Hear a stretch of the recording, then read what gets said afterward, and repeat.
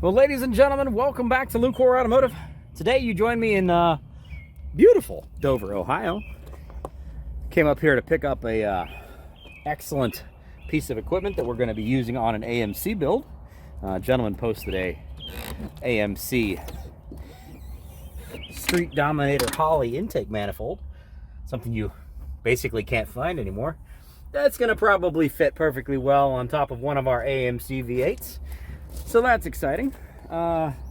Unfortunately, I am 2.5 hours from home and my fuel pump died.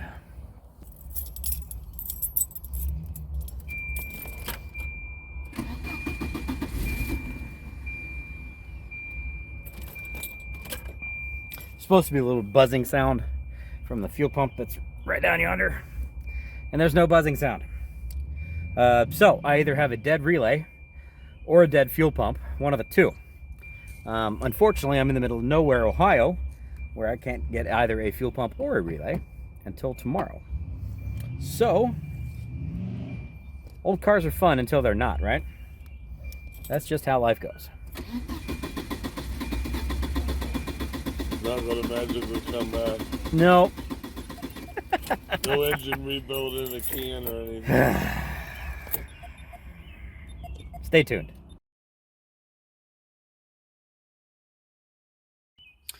Well, I've tried the bang on it mod, and I've tried the pull it out and test it mod.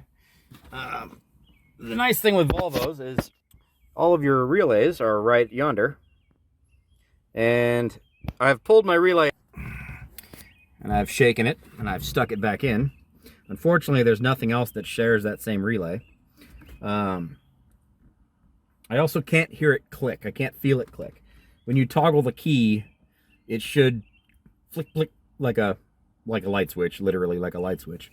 And you should be able to hear it or feel it, which I can't feel. So I'm going to guess it's probably a relay.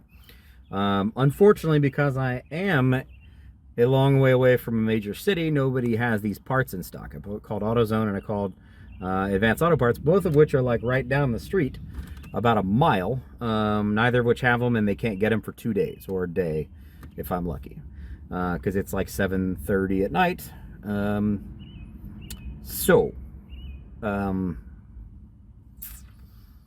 If this were an old school car, I could either fix a mechanical fuel pump, a la what I did on the 1970 yellow Pontiac on the middle of on Power Tour on the way back, or wire in a external unit and run a low pressure electric fuel pump. But it's not old school, and it requires a higher pressure pump, which is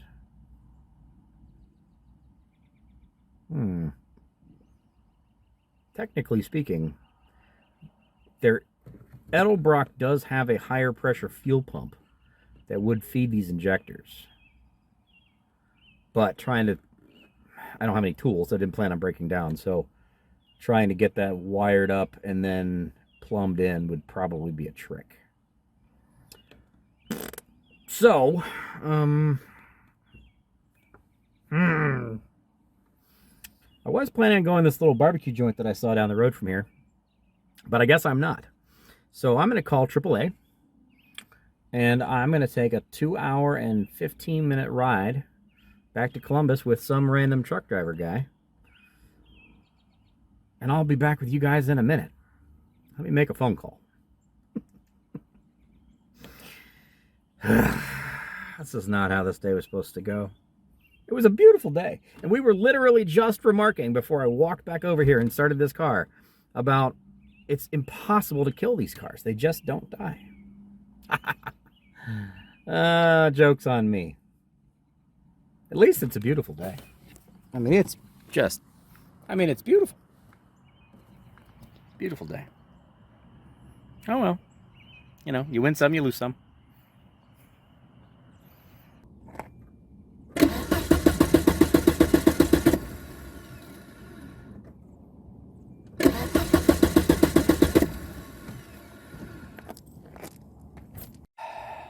Nope.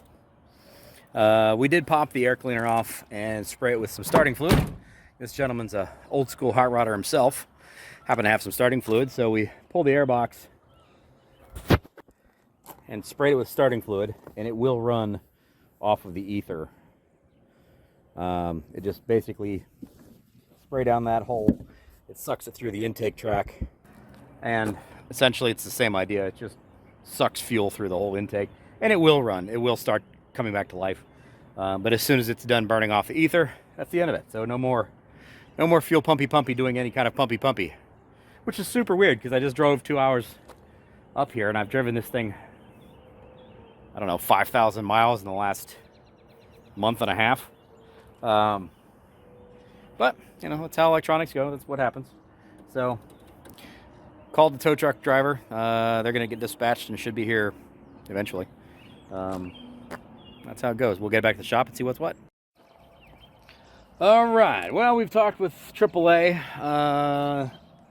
Talked with AAA actually about 45 minutes ago. Apparently nobody decided to assign my ticket to anybody. So 45 minutes later, I finally get a call from the tow company, and he's on his way. Unfortunately, he's coming from North Canton, which is like 35-40 minutes away.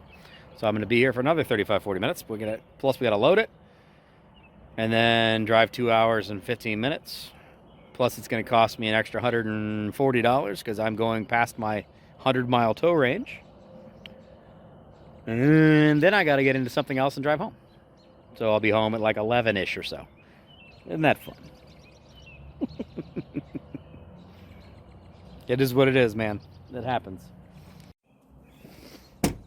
Give it the old college try one more time. It's not going to do anything, but might as well. Don't have anything else to do. Nope, not hearing any fuel pump. You should hear a whee from underneath my butt.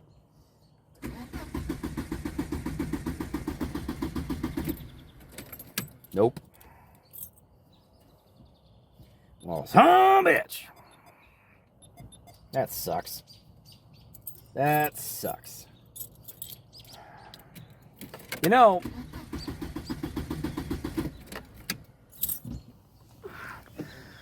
this might just be that thing. This might be that thing that makes the Vol Camino happen. Maybe this is a sign from the universe that this little Volvo motor needs to come out of here and all this 90s stuff needs to go away. And we need to put something Chevy powered under the hood of this thing. Maybe this is that moment.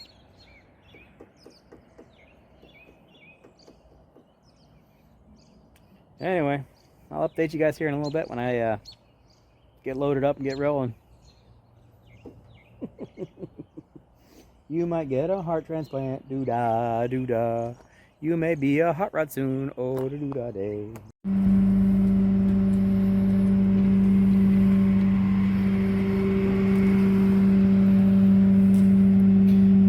Can't kill him with my foot.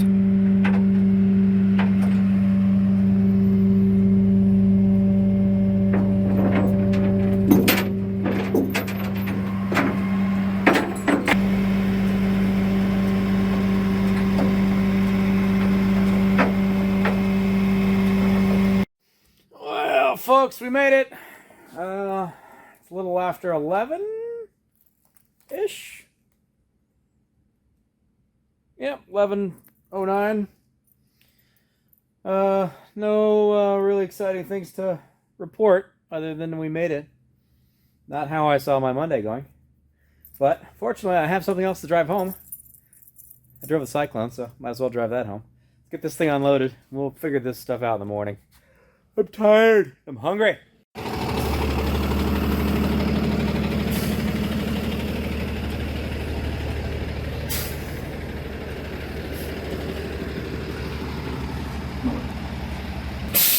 What do you think the over-under is on that car actually just starting when I get in it and turn the key? Oh, look at that. Slick. The deck is on air. Yeah, what do you think the chances are? I get in this thing, just turn the key, and it, from it jiggling around for like the last 2 hours, it just fires right up. Not that I would trust it. Anyway, gotta figure out whether it's a relay or a pump or what went wrong.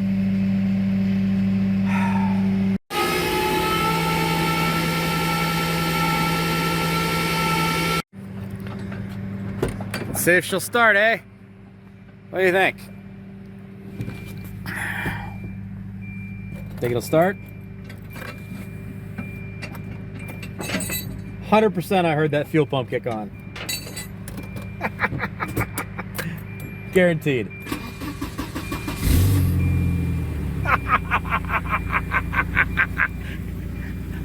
Unbelievable. Fired right up. Ah.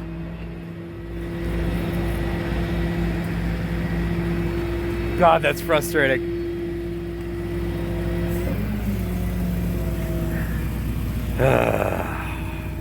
Oh well. It's purring like a kitten. Purring like a kitten.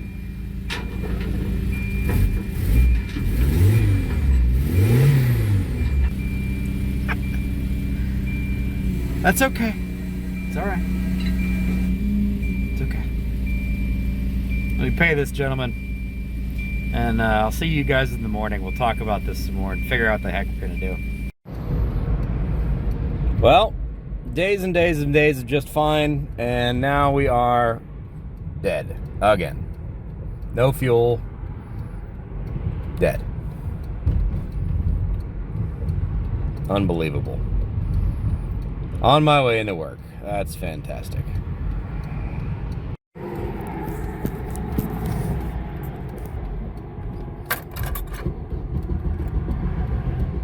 Nothing.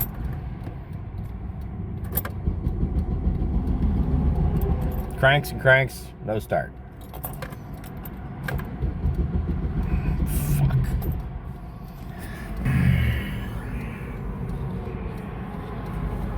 Unbelievable.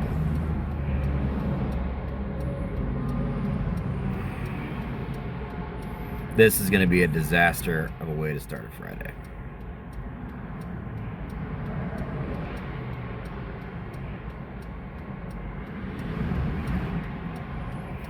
We're back. She's alive. We're back.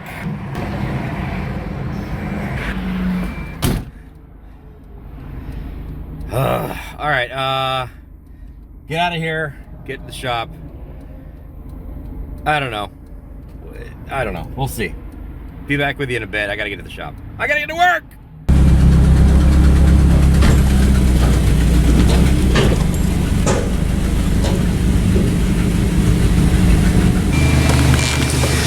Well,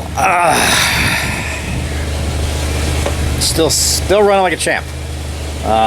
Paid attention to my odometer there. I'm about 2,000 miles since that last video clip you saw where I was stranded on the side of the road, where I promptly then fixed my car without any tools. So let's take a look at what I did, see whether or not this is a me issue or a car issue, and what I should do next. Give me a second. Let me get this thing up in the air.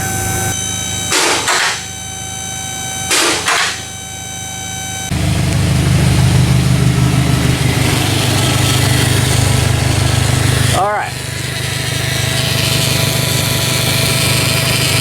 Hopefully you can hear that. But this here is my fuel pump. Hear that? That's what I was referring to, that you should be able to hear. When you key that key on, you can hear this pump run. And as it's running, yes, I definitely do have one heck of an exhaust leak, as well as clearly an oil leak underneath this thing. But what I realized, also got a bit of a fuel leak as well. What I played with was this wire underneath the car. See how that moves? Hopefully you can see that.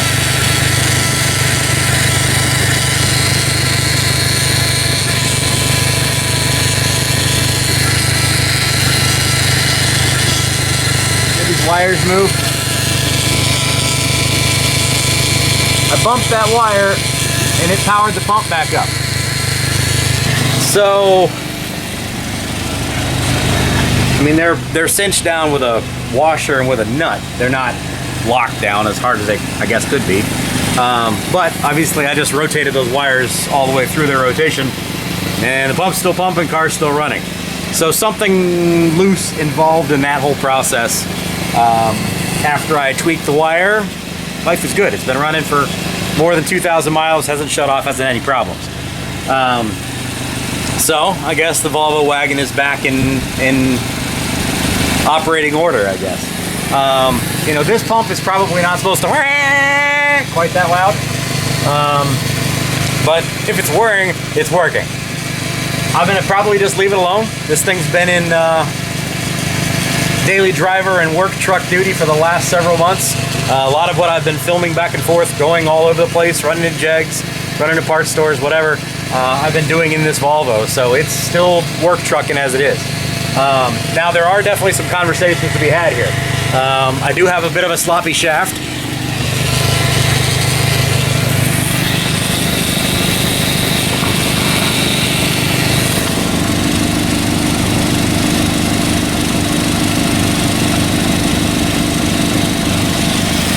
Which does have a bit of a driveline vibration.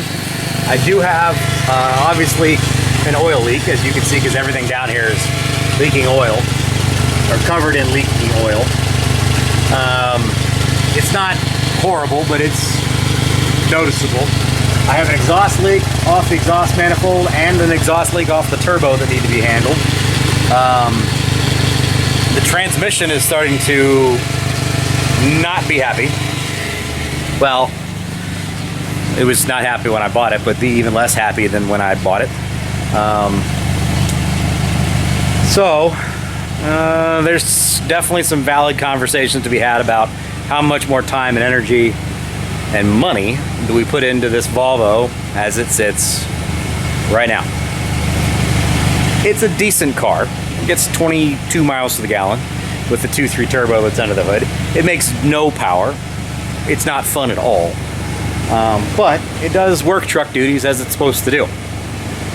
At the moment, I'm going to basically just leave that fuel pump alone because it's working. Have an extra one just in case. They're not super expensive and they're not real hard to replace.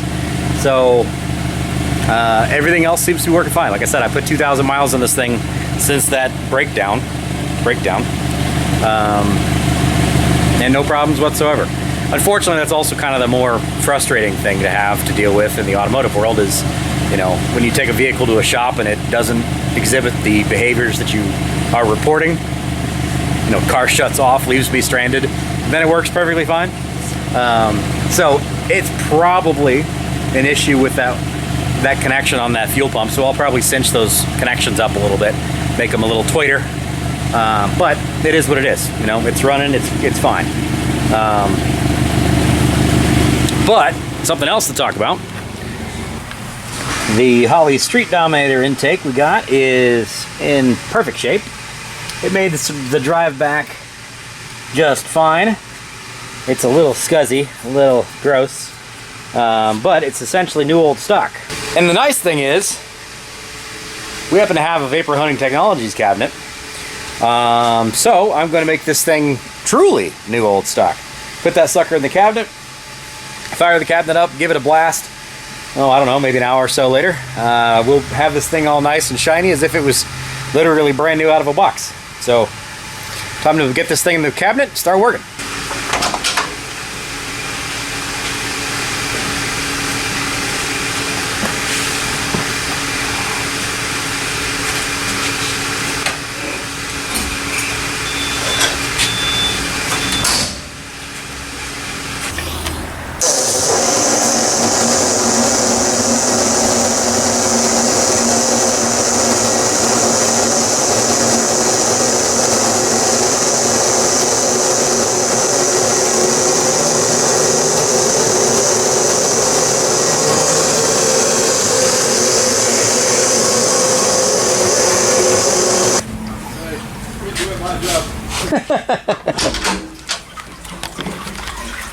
As you can see, nice and shiny again. This is a slurry of crushed glass bead and water. And in an hour or so, I'm going to have a perfectly brand new intake manifold. So I'm gonna get back to work, show you guys what the final product looks like, and then we can put this intake manifold on that motor. It's going on my Max Bore 304. Let me get back to work. I'll be back with you in a minute.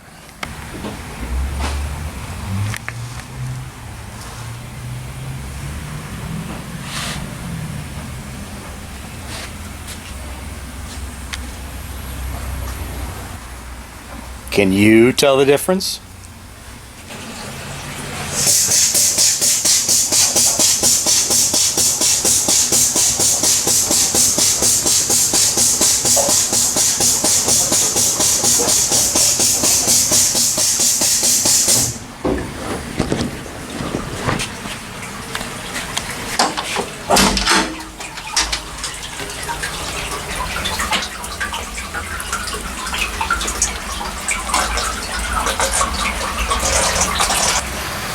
There you go.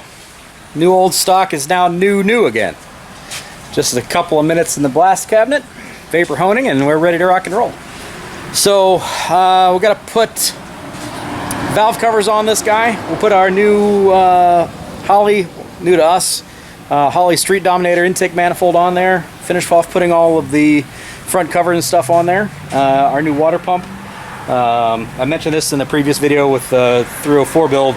We're running the high volume right there, high performance water pump from PRW on our front cover. It's done a fantastic job cooling the other motor, so we're not real worried about it. So mission accomplished. Volvo did what it was supposed to do. It may have gotten a little bit more expensive factoring in a very expensive tow from the middle of nowhere eastern Ohio, but we've got it and we're ready to rock and roll and move forward. I guess two questions at this point in time for all of you people out there. A, what's the answer to the Volvo? It's got 190,000 miles on it now. It's leaking oil. It's got some exhaust leaks. It needs timing done. It needs maintenance done. Transmission starting to fail. Does it make sense to start moving forward? Does it make sense to do an LS swap? Does it make sense to do a small block Chevy swap? Manual transmission, automatic. Which way would we do a hot rod Volvo wagon? Which way would you do a hot rod Volvo wagon?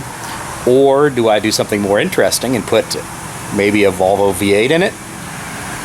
Because I have some ideas there. That would be a lot more work and a lot more interesting to me, because it would say Volvo on the valve covers, but a lot more work.